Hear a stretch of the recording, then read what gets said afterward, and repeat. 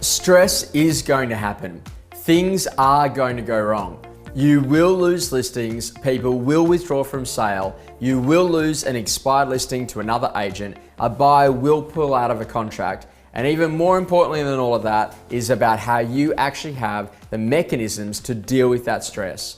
You see, don't ask for a business to slow down. When all of a sudden it starts to speed up, you need to find a new way to actually be able to cope with that level of demand. And what we've learned is that for a lot of people, the systems that got them to here are not the systems that will take them to there. And when you actually put a business under stress, that is really when growth happens. Now, ultimately, what is stress? It's being here, knowing you want to be here, but not knowing what to do to be able to make that happen. And ultimately, stress only occurs because of either people or a lack of systems. If you've got the right systems in play, then the people inside of your business can be working them.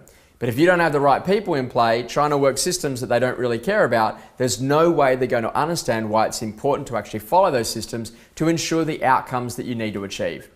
The important component is that as people, we need to understand that stress needs recovery, and recovery needs rest and renewal are a critical component in you being a great real estate agent.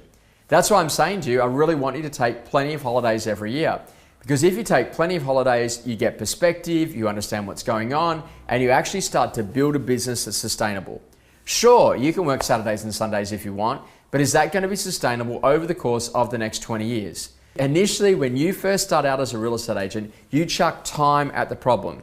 As you get better, you start to think about strategy on exactly what you need to do in order to be able to achieve the outcomes.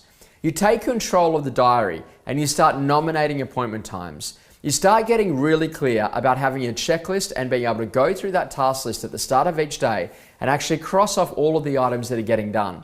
And so then that way you never let anything slip. And you start really understanding that in order to be able to deal with stress, there's lots of simple activities that you can do to reduce your temperature.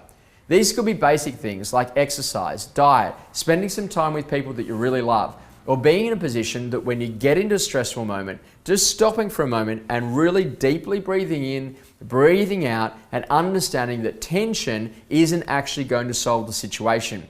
What's also critical here is to start to think about what your renewal cycles are. From having a massage, going for a walk, spending some time with a loved one, just actually being in a position that maybe you listen to a piece of music that completely changes the way that you feel. The reality of it is that stress happens all the time.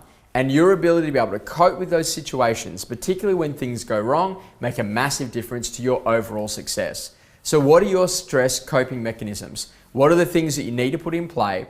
And are there particular times in the week or times in the year where you're highly stressed? And what can you do to be able to renew that and to be able to get yourself into a position that you're actually performing at your best? Ultimately, the best professionals are always in control and they know exactly what to do when things come off to get them back into that situation that they get back into control so they can achieve their outcomes. I really hope you've enjoyed this week's coaching tip and I look forward to seeing you next week.